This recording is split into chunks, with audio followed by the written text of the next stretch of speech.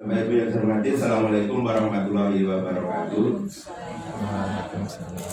Bismillahirrahmanirrahim. Alhamdulillahirabbil alamin. La haula wala quwwata illa billahil yang sangat saya muliakan Ibu Kepala Sekolah PTD SMP Negeri 2 Semen, yang sangat saya muliakan Bapak Ibu Guru SMP Negeri 2 Semen beserta staf TU dan keluarga besar SMP 2 Semen yang dirahmati Allah Subhanahu wa taala. Pertama, mari kita panjatkan bersyukur kepada Allah Subhanahu wa taala Tuhan Yang Maha Esa, karena di siang hari ini kita dapat menghadiri acara diseminasi modul 1.4 budaya positif calon guru penggerak di SMPN 2 Semen. Saya Heri Suwardono SPD. Ibu-ibu, bapak yang saya hormati, pertama saya ucapkan terima kasih kepada bapak ibu semuanya yang telah meluangkan waktu untuk mengikuti kegiatan saya. Semoga apa yang Bapak Ibu laksanakan benar-benar dicatat sebagai amal soleh masyarakat di waktu Jakarta Akhirah. Amin ya robbal alamin. Selanjutnya nanti acara yang pertama nanti ada sambutan dari Ibu Kepala Sekolah terkait dengan acara ini. Ini diseminasi atau pembahasan budaya positif terkait ilmu yang saya dapatkan dari pendidikan guru penggerak. Nanti saya mohon Ibu Kepala Sekolah untuk memberikan sekedar sambutan terkait barangkali motivasi dan lain sebagainya terkait dengan kegiatan pendidikan calon guru penggerak di SMP Negeri 2 Semen. Maka dari itu kepada Ibu Insya SPD selaku Kepala Sekolah SMP 2 Semen, saya persilakan.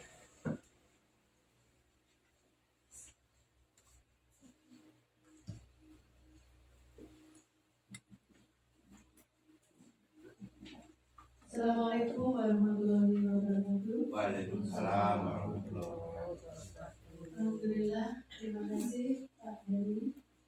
Bapak Ibu yang saya hormati, pada kesempatan yang berbahagia ini, mari kita sempatkan waktu untuk mengikuti kegiatan desiminasi dari guru penggerak kita, yaitu Pak Heri Sumarsono. Pada kegiatan desiminasi ini nanti, saya akan menyampaikan beberapa hal pengalaman ataupun informasi sekaligus berbagi praktek baik untuk jenengan semuanya hasil dari kegiatan guru penggerak. Mudah-mudahan nanti di SMP 2 Semen ini nanti bisa lebih meningkat, menggerakkan semangat anak-anak untuk belajar dan juga menggerakkan kita semua untuk menjadi lebih baik lagi. Pesan saya ke Pak Heri, karena tugas pendidikan tidak hanya di guru penggerak, tugas utamanya adalah guru mendidik anak-anak, membimbing anak-anak dan peduli kepada kita semua, sehingga harus benar-benar bisa memanajemen diri, baik itu memanage waktu, kemudian komunikasi dengan keluarga, sehingga bisa berjalan semua.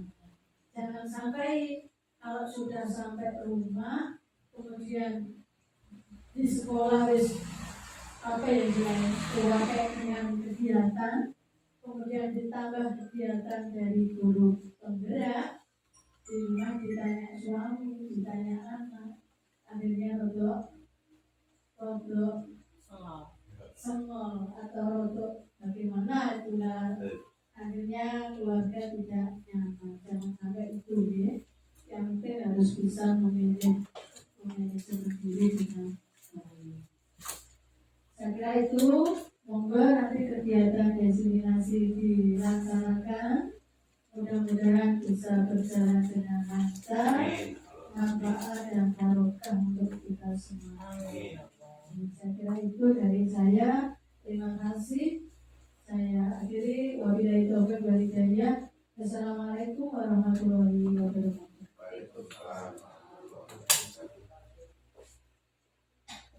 Sampaikan terima kasih kepada Ibu Kepala Sekolah atas bimbingannya. Semoga apa yang dikatakan benar-benar menekan apa itu namanya sebagai pedoman saya dalam melaksanakan kegiatan pendidikan guru penggerak di SMPN Negeri 2 Semen. Ibu Bapak yang saya hormati,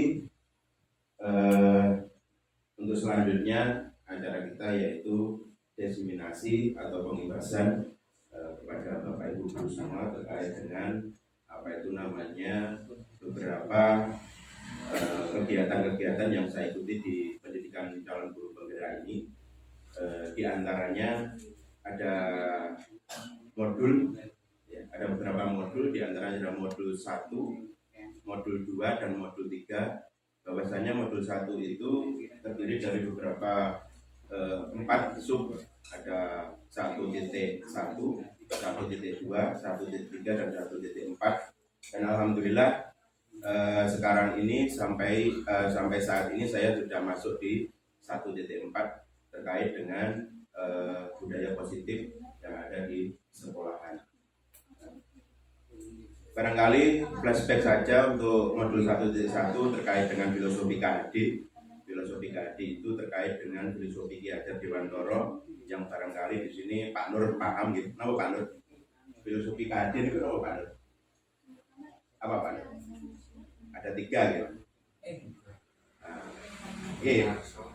Ing ngarsa sung tulodo, napa Didik? Ing madya mangun karsa, lupuri dandayani. Jadi di situ adalah sebagai pedoman yang sekarang digaung-gaungkan terkait dengan pedoman-pedoman dalam mengimplementasikan kurikulum merdeka. Nah, semuanya dipagari oleh filosofi KHD itu dalam segala kegiatan. Barangkali itu. Terus 1.2, nah terkait dengan kegiatan posisi kontrol terhadap anak-anak, posisi guru, fungsi guru. Dan yang ketiga terkait dengan apa itu namanya restitusi, dan yang keempat ini terkait dengan budaya positif. Nah, seperti itu. Untuk diseminasi modul titik 4 ini bisa juga dibilang modul antar koneksi. Nah, 1, 2, 3, dan 4. Jadi barangkali nanti materinya perpaduan antara modul 1 sampai 4. Ibu Bapak yang saya hormati, itu tadi kita langsung ke materi ya. Sudah sesuai dengan filosofi tadi terkait dengan filosofi KHD. Jadi di situ terkait dengan perubahan apa itu namanya, dan di positif ada beberapa hal, yaitu terkait dengan perubahan paradigma teori kontrol yang dilaksanakan oleh guru, yaitu mengontrol murid, kritik, yang selanjutnya kritik dan membuat orang merasa bersalah, dapat menguatkan karakter. Yang ketiga, semua penguatan positif efektif dan bermanfaat. Dan yang keempat, orang dewasa memiliki hak untuk memaksa. Nah, ini untuk paradigma ini harapannya ada perubahan setelah kita nanti bersama-sama mengikuti pendidikan guru penggerak. Nah, selanjutnya kalau kita tadi berbicara terkait dengan disiplin positif, nah, makna dari disiplin positif itu apa? Yang pertama, di sini saya tampilkan berasal dari bahasa Latin, yaitu disiplina, yang artinya belajar. Jadi barangkali sesuai dengan kodrat alam. Itu sebenarnya kalau kita berbicara disiplin itu sama-sama belajar, Bapak Ibu. Kita untuk belajar melaksanakan sesuatu sesuai dengan tempatnya, sesuai dengan tempatnya atau kegiatannya. Nah, apapun bagaimanapun seperti itu, sesuai dengan tempatnya. Jadi disiplin itu dalam arti belajar. Makna asal dari kata berkonotasi dengan disiplin itu dari murid-murid, protes, dan pelaku. Disiplin diri memberi orang menggali potensinya menuju tujuan apa yang dia hargai.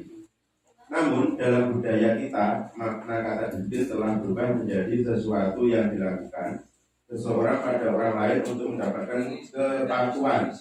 Kecenderungan umum adalah menghubungkan disiplin dengan ketidaknyamanan bukan dengan apa yang kita hargai atau pencapaian suatu tujuan yang mulia.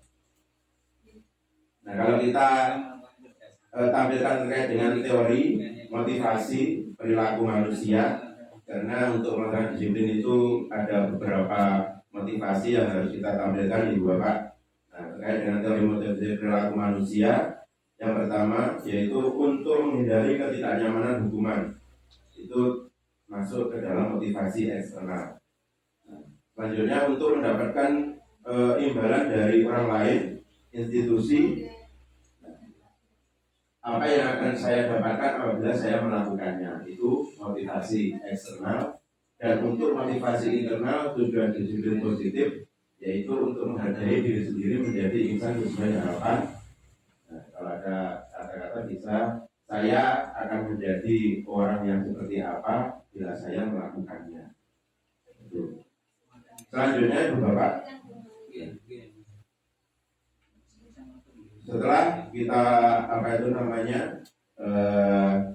beberapa berupaya memahami beberapa motivasi yang akan kita laksanakan dalam motivasi siswa kita, yang selanjutnya yaitu kita coba flashback dulu terkait dengan merdeka. Nah, sebenarnya merdeka itu apa yang harus kita buat, apa yang harus kita perbuat, dan bagaimana, dan cara mengimplementasinya bagaimana, mungkin asesmennya juga bagaimana, referensinya juga bagaimana. Jadi seperti itu, masih bertanya-tanya kita itu sebenarnya terkait dengan implementasi kurikulum merdeka ini. Nah, di sini saya tampilkan yaitu merdeka yang bagaimana. Nah, kalau di sini Ki Hajar Dewantoro ada beberapa kutipannya, yaitu merdeka itu tidak hanya terlepas dari perintah, juga cakap buat memerintah diri sendiri. Nah, seperti itu. Jadi merdeka itu seperti itu. Jadi kalau kita mungkin beranggapan kurikulumnya merdeka, berarti merdeka dalam artian los kita seenaknya, ya tidak. Seperti itu. Nah, jadi walaupun namanya kurikulum merdeka, tapi masih ada pedoman-pedoman yang harus kita laksanakan. Jadi ada beberapa tahapan-tahapan untuk mengimplementasikan di pembelajaran kita.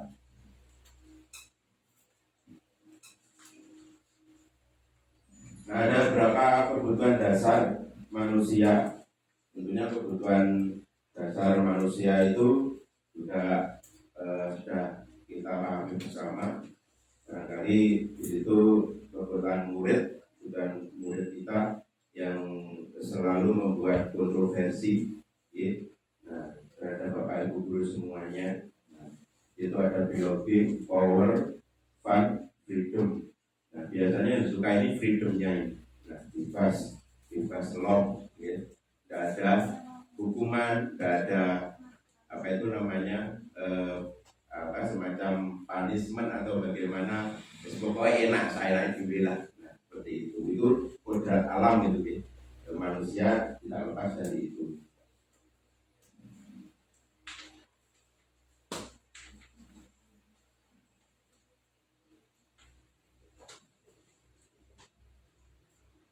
Nah, tadi sebenarnya ada beberapa posisi kontrol yang juga perlu saya sampaikan di sini. Nah, di sini nanti bisa kita pelajari bersama-sama. Barangkali nanti ada hal yang perlu kita sharingkan, Bapak Ibu. Sekarang saya lanjut dulu. Nah, memposisikan kita sebagai posisi kontrol di depan peserta didik kita atau di murid kita. Nah, di mana posisi Anda sebelum belajar modul disiplin positif, bagaimana perasaan Anda saat itu, di mana posisi Anda saat ini, bagaimana perasaan Anda saat ini.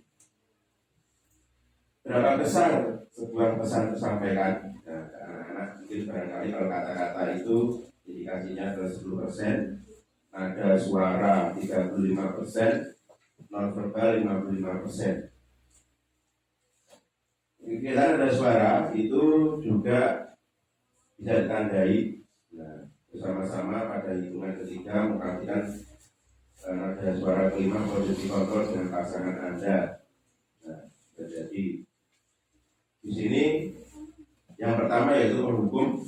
Nah, membuat orang lain merasa bersalah, teman, pemantau, atau manajer. Nah, ini sebenarnya sudah ada kelasnya dengan kegiatan restitusi, pelaksanaan restitusi, langkah-langkah restitusi di situ. Nah, tadi sudah ada pemantik. Nah, sekarang apa itu restitusi? Nah, sudah kita sering dengar, barangkali sudah kita sampaikan di Kongres oleh Bu Win terkait dengan restitusi. Restitusi adalah proses menciptakan kondisi bagi murid yang memperbaiki kesalahan mereka sehingga bisa kembali ke kelompok mereka dengan karakter yang lebih kuat. Itu kutipan dari Gosen tahun 2024. Ciri-ciri restitusi, Ibu Bapak, yang pertama adalah bukan untuk menebus kesalahan, tapi untuk belajar dari kesalahan. Yang kedua, memperbaiki hubungan. Yang ketiga adalah tawaran, bukan paksaan. Yang keempat, menuntun untuk melihat ke dalam diri. Yang kelima, mencari kebutuhan dasar yang mendasari tindakan. Yang keenam, cara untuk memperbaiki diri. Yang ketujuh, fokus pada karakter, bukan tindakan. Yang kedelapan, fokus pada solusi. Yang kesembilan, mengembalikan murid yang berbuat salah pada kelompoknya. Itu ciri-ciri dari istilah restitusi itu. Nah, ini ada sedikit restitusi Bapak Ibu dalam pelaksanaannya, yaitu yang pertama adalah memvalidasi tindakan yang salah. Bagaimana nanti kita akan memvalidasi atau mengecek atau apa itu namanya mencari mana ini anak ini bersalah itu apa, unsurnya apa, indikatornya apa, faktor-faktornya apa, seperti itu. Terus menstabilkan identitas, maksudnya tetap kita jangan sampai menjustis anak, menghilangkan identitas anak itu sendiri. Dari saya sendiri juga pernah tapi tidak sadar. Nah, mungkin barangkali setelah belajar dari sekitar sini kita agak bisa mengerem Bapak Ibu, mengerem hal-hal yang istilahnya menghilangkan identitas anak. Nah, identitasnya anak apa ya? Sebagai murid, sebenarnya sebagai manusia. Nah, seperti itu. Dan yang selanjutnya yaitu menanyakan keyakinan. Nah, itu ada kaitannya dengan hukuman atau konsekuensi, nah, seperti itu. Nah, kalau keyakinannya ini dia salah, nanti harapannya bisa memperbaiki. Nah, juga bisa mencarikan solusi dari kesalahan itu. Nah, kalau tidak bolos, solusinya apa? Ya pergi ke sekolah belajar. Seperti itu. Kalau tidak bolos, solusinya paling tidak seperti itu.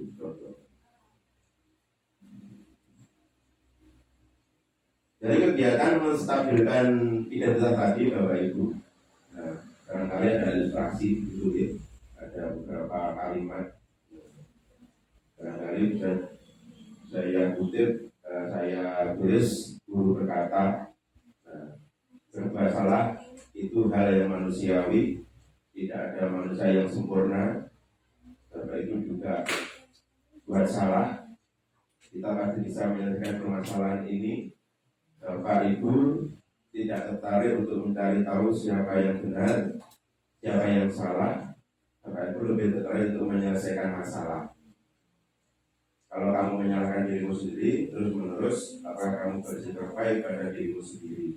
Barangkali hal-hal yang perlu kita sampaikan nanti dalam melaksanakan segitiga restitusi terkait dengan menstabilkan identitas. Seperti itu Bapak Ibu. Dengan validasi tindakan, nah, bantu murid mengenali basic nih yang ingin dipenuhinya ketika melakukan kesalahan itu. Nah, guru berkata, barangkali kamu bisa saja kan melakukan hal yang lebih buruk, tapi kamu tidak melakukannya kan? Nah, itu pertanyaan seperti itu.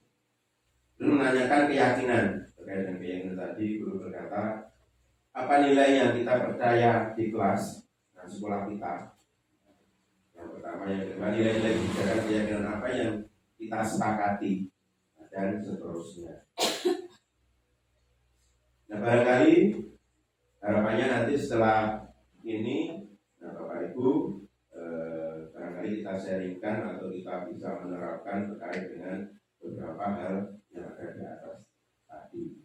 Bisa kita terapkan di kegiatan pembelajaran kita atau kegiatan komunikasi kita dengan siswa, atau kalau di BK seringkali dengan kegiatan pendampingan atau yang lainnya. Itu Bapak Ibu. Nah, selanjutnya terkait dengan profil pelajar Pancasila, Bapak Ibu, saya kira di sekolah kita sudah melakukan kurikulum merdeka, sudah menerapkan, sudah mengimplementasikan profil pelajar Pancasila yang dinakodai oleh Bu Win. Itu memang walaupun kegiatan ini di luar, tapi penekanannya adalah ini bisa berdiri bersama dengan kegiatan-kegiatan yang ada di dalam kurikulum. Walaupun kegiatan ini di luar kurikulum. Nah, harapannya untuk paling tidak anak didik kita itu mencintai kearifan lokal, kita seperti itu, karakter, kaitannya dengan karakter. Nah, tadi sudah kita bahas bersama terkait dengan filosofi yang melandasi kegiatan dalam implementasi kurikulum merdeka dari Bapak Pendidikan kita yang dulu, yaitu Ingkar Sosun Sulodo, Ingkar Dewa Mengkarso, Tuguri, Handayani. Terima kasih. Demikian Bapak Ibu destinasi yang saya sampaikan. Kurang lebihnya mohon maaf. Nanti barangkali Bapak Ibu ada yang perlu kita sharingkan, ada pertanyaan yang perlu kita sharingkan terkait dengan diseminasi yang saya sampaikan pada siang hari ini. Terima kasih. Saya akhiri dengan siratal mustaqim. Wassalamualaikum warahmatullahi wabarakatuh. Barangkali Bapak Ibu ada yang perlu kita sharingkan terkait dengan diseminasi yang saya hadirkan, baik itu terkait dengan kegiatan restitusi atau kegiatan disiplin positif di kelas atau kita keyakinan kelas, jadi semoga nanti kita diskusikan bersama untuk kepentingan atau apa itu namanya, demi kemajuan sekolah kita dan demi masa depan bangsa kita, yaitu murid-murid kita. Monggo Ibu ada pertanyaan, monggo.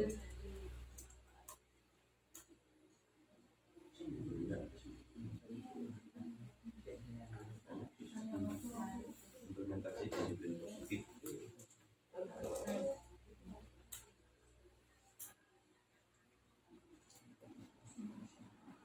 Restitusi.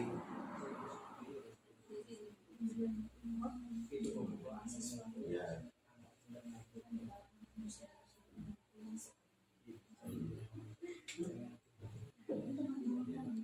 Terkait dengan menghukum siswa, apakah boleh?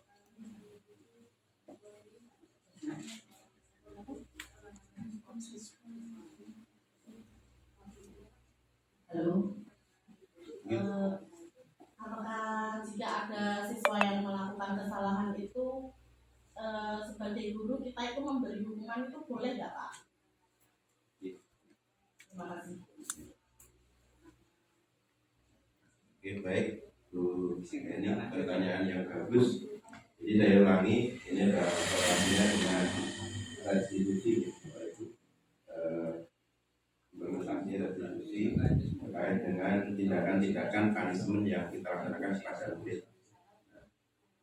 Sebenarnya kalau kita melaksanakan atau biar murid kita itu cedera, sebenarnya secara kodrati tidak masalah kita melaksanakan hukuman, tapi hukuman itu harus sesuai dengan aturan-aturan yang ada.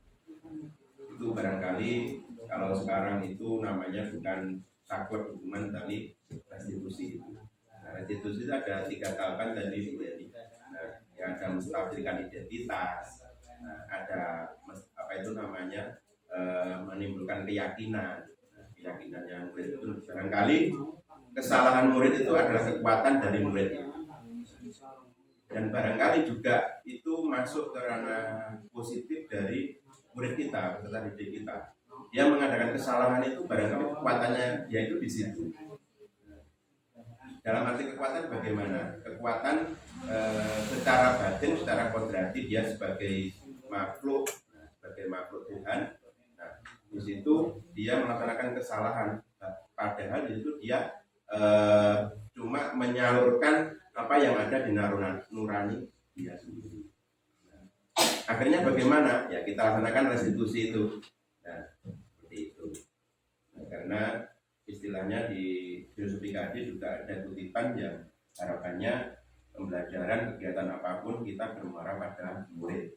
Nah, apa itu namanya berkonsentrasi pada murid. Nah, harapannya murid ini sebagai apa nih? Murid ini sebagai istilahnya kita sebagai raja. Nah, kadang-kala itu raja itu yang salah yang benar. Kalau salah ya kita ingatkan, kalau benar ya kita ikuti, kan seperti itu. Kita semakin memberi penguatan-penguatan seperti itu. Itu barangkali dari jawaban yang bisa kita bereskan dengan langkah-langkah segitiga restitusi. Jadi seperti itu. Sebenarnya kalau menghukum siswa itu ya kita tidak sadar sebenarnya sudah menghukum. Barangkali hukum kita mengatakan sesuatu menyakiti anak itu sudah termasuk kegiatan hukuman. Barangkali kita tidak sadar. Nah itu. Nah, akhirnya kalau kita sudah memahami dari 3 restitusi ini, langkah-langkah restitusi ini barangkali kita bisa mengerim. Barangkali dari segi tindakan, karena engasor nunglodo, dari segi kegiatan, tingkah laku dan sebagainya kita sebagai guru di bulan ditiru barangkali. Nah, apa itu namanya? Body language kita itu ditirukan oleh anak didik kita, anak kita atau yang lainnya. Jadi harus benar-benar kita hati-hati. Sebenarnya yang mati bangun kaco setiap kegiatan kita memberi motivasi kepada anak itu. Kemudian kita tahu blog gue nanti blog nih bisa. Karena sekolah bisa lah mematikan keyakinan dari anak itu. Nah seperti itu. Barangkali untuk jawaban-jawaban yang bisa kita sampaikan, barangkali ada hal lain, monggo. Ampun ya. Nanti kita bersama-sama Bapak Ibu dalam mengimplementasikan ketika institusi ini, dalam memahami ini kita juga memang perlu sharing bersama, belajar bersama. Ini saya siap, Pak Arif juga siap, Bu Wis, Pak Mur. Nah, jadi kita sama-sama belajar karena kita juga kapasitasnya adalah belajar terkait dengan hal-hal yang baru, terkait dengan implementasi kurikulum Merdeka. Nah, barangkali seperti itu. Mungkin ada pertanyaan lagi, monggo Pak Nur.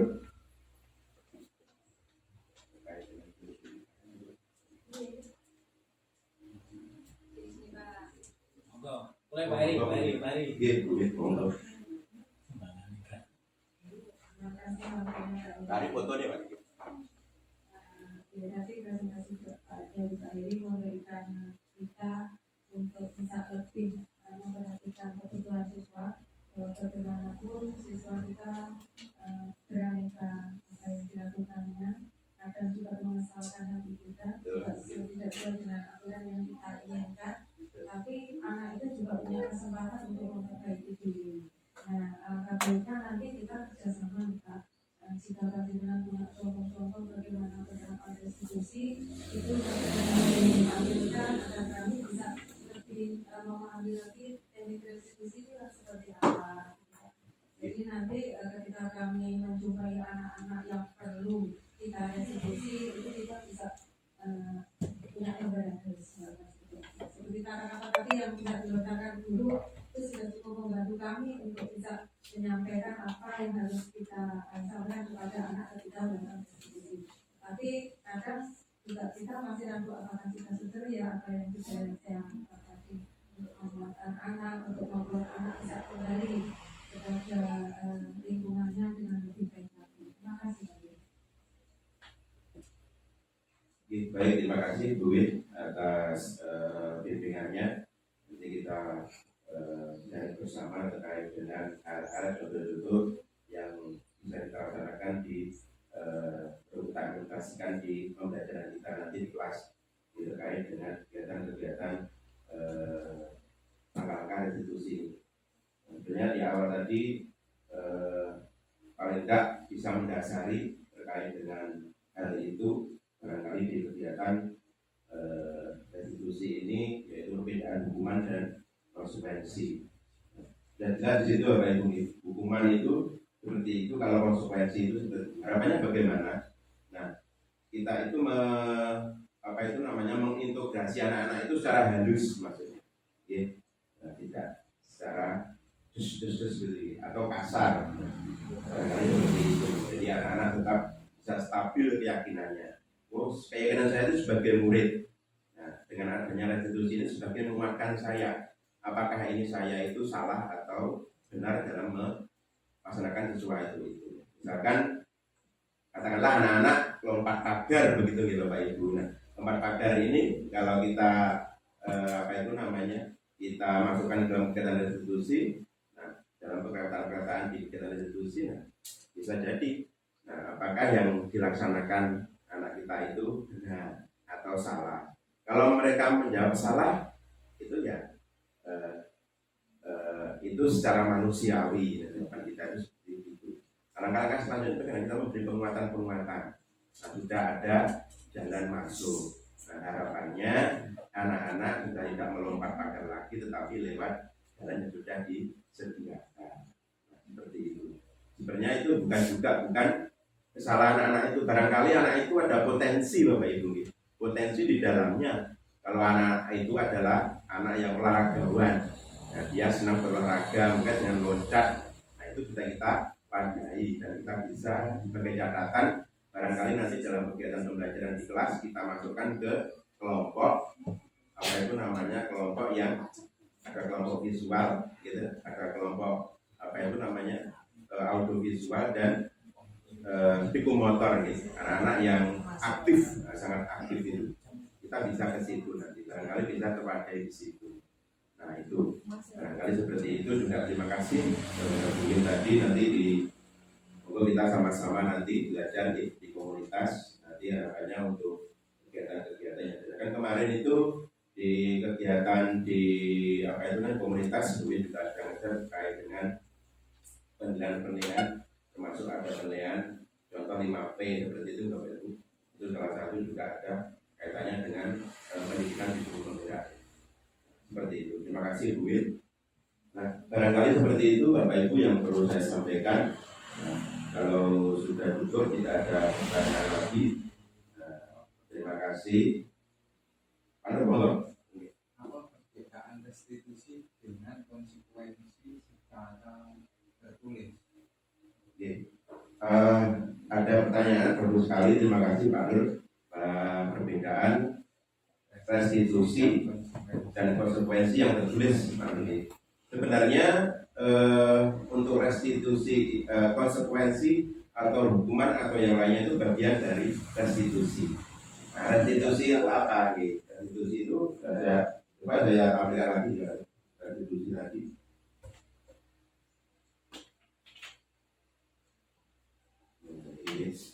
Dan sudah mengatakan kondisi bagi murid yang memperbaiki kesalahan mereka. Nah, jadi memperbaiki kesalahan bukan istilahnya bukan tidak bisa memperbaiki tapi bisa memperbaiki kesalahan. Nah, di dalam kegiatan restitusi itu sudah digambarkan tadi sebenarnya ya antara hukuman dan konsekuensi. Nah, barangkali kita selalu cenderung hukuman Pak Rul.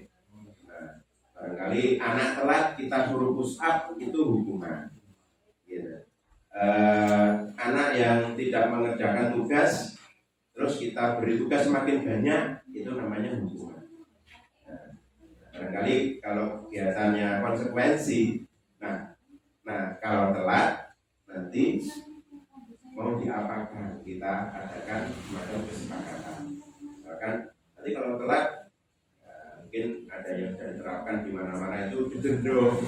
Nah, itu sebenarnya juga bukan hukuman. Nah, kalau kita sudah kesepakatan sebenarnya masuk konsekuensi. Kalau telat ya nanti harapannya solusinya apa? Ya nanti berangkatnya agak pagi. Nah itu adalah solusi. Kalau hanya bisa jam seperti itu namanya konsekuensi. Jadi apa itu namanya? Ya konsekuensi hukuman ya itu termasuk dari kegiatan restitusi.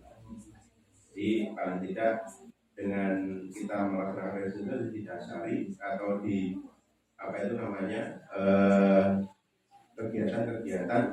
Jadi kita tahu bisa memilah ini hukuman atau konsekuensi. Itu juga nanti kita belajar bersama-sama. Jadi kita bersama-sama untuk terima kasih. Aduh, barangkali terima kasih Bapak Ibu yang saya hormati. Barangkali seperti itu yang bisa saya sampaikan. Kurang lebihnya mohon maaf. Ya, ada nanti kalau ada perlu kita sharingkan di lain waktu. Terima kasih atas perhatiannya. Saya akhiri. Assalamualaikum warahmatullahi wabarakatuh.